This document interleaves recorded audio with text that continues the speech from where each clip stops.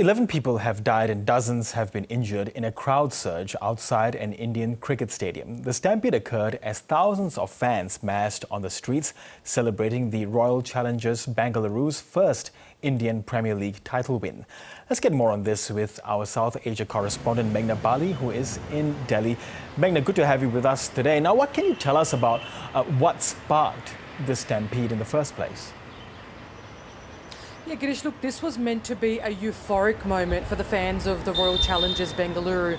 I mean, they've brought back, their maiden trophy in the IPL after 18 years. When that did happen on Tuesday night, the entire country erupted into celebrations, especially the city of the southern Indian city of Bengaluru. And, these fireworks and celebrations, continued from Tuesday night well into Wednesday.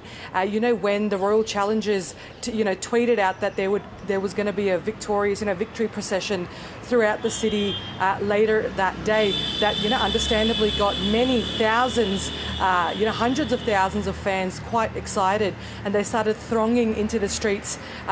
First, these players were meant to hit the Legislative Assembly and then later on go to the Chinnaswamy Stadium, which has a capacity of about 35,000. And what we've sort of seen is about 200,000 fans have turned up, for a glimpse perhaps of the most popular cricket player in the world, Virat Kohli, whose team this is, and of course to celebrate, along with the rest of this city.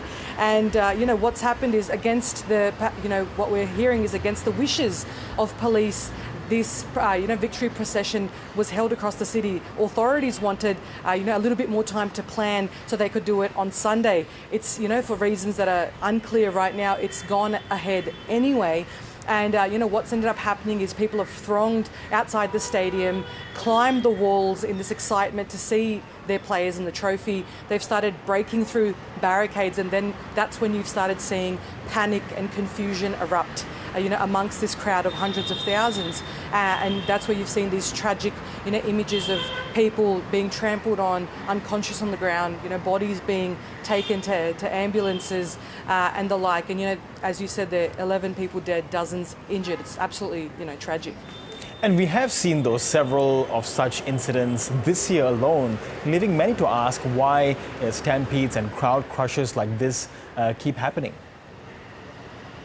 Yeah, Girish, look, sadly, this is an uncommon, it's not an uncommon occurrence, rather, in India. Just this year alone, we've seen two major incidents like this at the beginning of the year. One was at the religious Mahakumbh festival, in January, considered perhaps the largest gathering of humans in the world. We saw some 30 people died in a crush there. Then there was another stampede at New Delhi railway station of pilgrims trying to get to that same festival where, we saw many people die there as well. And, what we can gather from these sorts of incidents and this latest one is that, a combination of, large crowd density, you've got poor crowd management and inadequate infrastructure. These sorts of events attract thousands, if not millions of people across the country.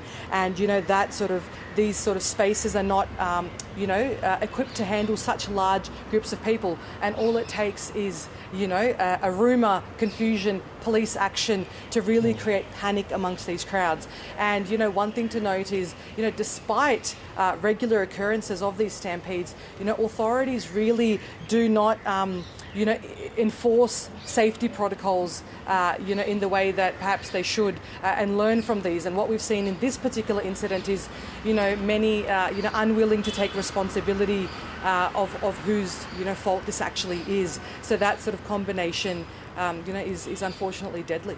Yes, and separately, Meghna, the Defence Minister Richard Marles has made a quick visit to India and did meet with his Indian counterpart as well as Prime Minister Narendra Modi. What was on the agenda, and did the recent tensions with Pakistan come up?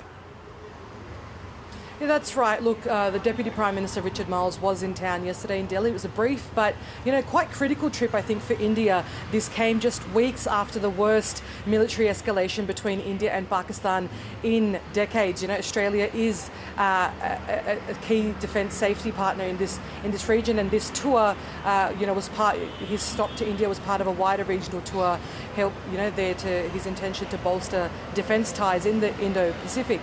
We sat down with the Deputy Prime Prime Minister yesterday and asked him these sort of same questions about India and Pakistan.